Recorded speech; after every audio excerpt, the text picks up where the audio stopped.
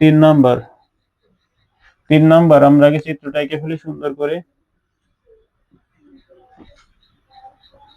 এটা কত ডিগ্রি? এটা হলো 60 ডিগ্রি। এর সাথে কত ডিগ্রি? এর সাথে হচ্ছে 30 ডিগ্রি।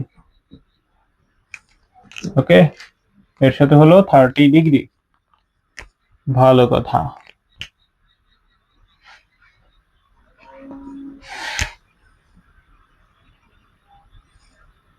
এটা হলো 40 ডিগ্রি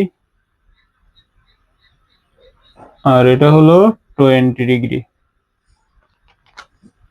এটা হলো 30 নিউটন, এটা হচ্ছে 50 নিউটন, এটা হচ্ছে 40 নিউটন এবং এটা হচ্ছে আমাদের 20 নিউটন। তাহলে লব্ধিটা মনে করলাম যে এই হলো লব্ধি। ওকে, এটা আমরা মনে করলাম লব্ধি এবং এটা হলো আমরা যে কোনো একটাকে আমরা এক্স অক্ষ ধরে নেবো। তাহলে এটাকে আমরা এক্স অক্ষ ধরলাম। ওকে, এটাকে আমরা কি করলাম? এক্স অক্ষ ধরলাম। অথবা তুমি এই 50 নিউটন বরাবর এক্স অক্ষ ধরতে পারতে, বাট যেহেতু এরকম দুইটা অক্ষ দিয়ে আছে তাহলে যে কোনো একটা অক্ষ বরাবর ধরলেই সেফ।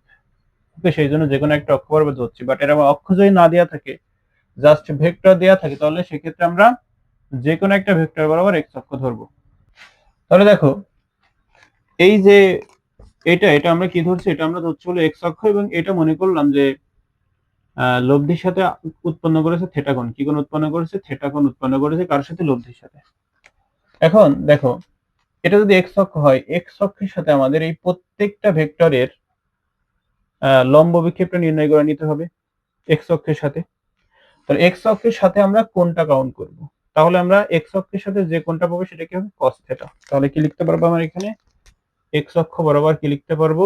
যে r cos থিটা, লব্ধির cos থিটা ইকুয়াল বাকিগুলোর cos থিটার সাথে কোণ হবে, তাই না?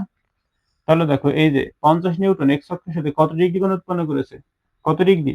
60 ডিগ্রি। তাহলে কি লিখবা? এখানে লিখবা হচ্ছে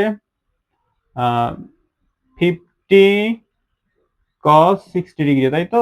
যোগ 40 নিউটন এক্স অক্ষের সাথে কত ডিগ্রি কোণ উৎপন্ন করেছে? দেখো তো, 40 নিউটন এক্স অক্ষের সাথে কত ডিগ্রি কোণ উৎপন্ন করেছে?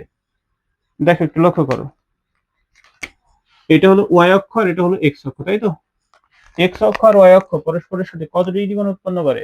90 ডিগ্রি। তাহলে টোটালটা হলো 90 ডিগ্রি। এইটুকু যদি বাদ দিয়ে দাও তাহলে এইটুক তুমি এইটুক পাবা, তাই না? এইটুক যদি বাদ দাও তাহলে এখান থেকে এইটুক পাবা, এইটুক পাবা।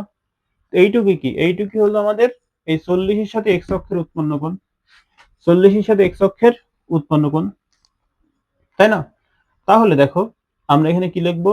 40 cos কত ডিগ্রি বলো? টোটাল 90, 90 থেকে 30 বাদ দিলে কত হয়? 60 ডিগ্রি, তাই তো? তাহলে কি লিখবা এখানে? তাহলে এখানে লিখবা কি? যে 40 cos 60 ডিগ্রি। ভালো কথা। যোগ, এখন দেখো 20 এর পালা, তাই তো? 20, তাহলে লিখলাম 20 cos। বলো এক্স অক্ষের সাথে এ কত ডিগ্রি কোণ উৎপন্ন করেছে? দেখো এই টোটাল কোণটা কত? এই টোটাল কোণটা হলো 180 ডিগ্রি, তাই না? এখন টোটাল কোণ থেকে তুমি যদি এতটুকু বাদ দিয়ে দাও, 180 থেকে যদি এতটুকু বাদ দিয়ে দাও, তাহলে এক্স অক্ষের সাথে এই ভেক্টরটা যে কোণটা উৎপন্ন করেছে সেটা তুমি পাবা, অর্থাৎ এইটা পাবা। এক্স অক্ষের সাথে এই ভেক্টরটা এই কোণটা উৎপন্ন করেছে, তাহলে 180 থেকে 40 বাদ দিতে হবে। তাহলে 180 থেকে 40 বাদ দিলে কত হয়? 180 থেকে 40 বাদ দিলে হয় হচ্ছে 140 ডিগ্রি, তাই না? তাহলে কি লিখবো এখানে? 140 ডিগ্রি যোগ 30 নিউটন। 30 cos 30 নিউটন এক্স অক্ষের সাথে কত ডিগ্রি কোণ উৎপন্ন করেছে বলো? এটা কত ডিগ্রি? এখান থেকে এটা হলো 20 ডিগ্রি। এটা কত ডিগ্রি? 20 ডিগ্রি। এই পর্যন্ত এটা হলো 90, এখান থেকে এটা হলো 90, এটা হলো 90, এখান থেকে আরেক 90, তাহলে 180। 180 আর এই আরেক 90, তাহলে কত হলো? 370।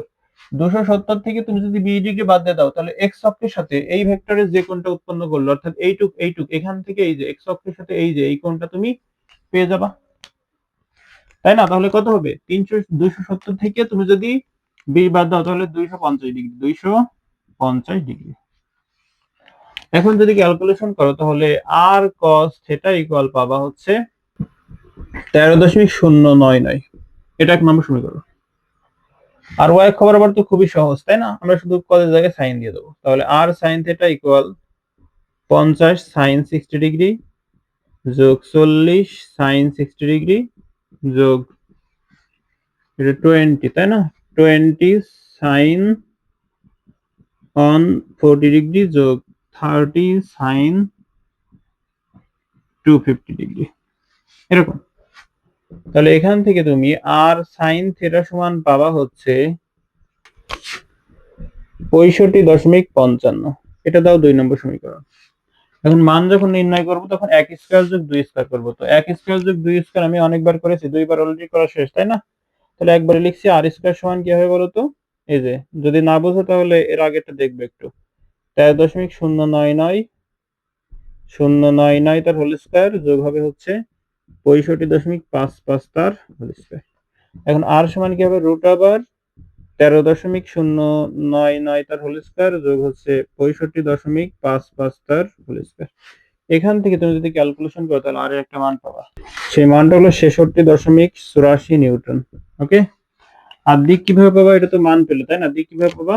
2 কে 1 দ্বারা ভাগ করো, তাহলে 2 ভাগ 1 করে 2 ভাগ 1 যদি করো তাহলে একবারে লিখছি tan থিটা ইকুয়াল কি হবে?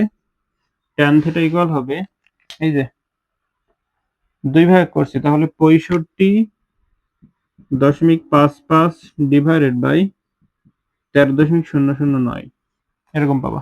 তাহলে এখানে থিটা সমান tan ইনভার্স কি হবে? 65.55 ডিভাইড বাই 13.099। তাহলে এখানে থিটা সমান তুমি পাবা 78.69 ডিগ্রি। ওকে, কত পাবো? 78.69 ডিগ্রি।